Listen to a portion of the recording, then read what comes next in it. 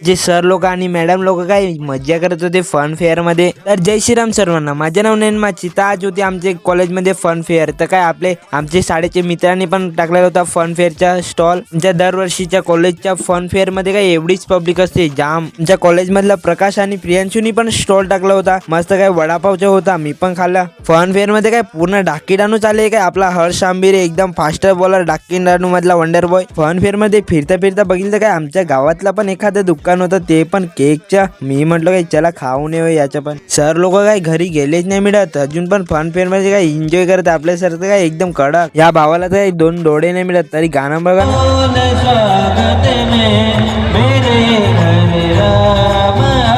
आमचे सर लोक काय कुठे पण एन्जॉय करायला लागूनच पडतात। आणि आमच्या राजपूत सरांचा डान्स तर बघ।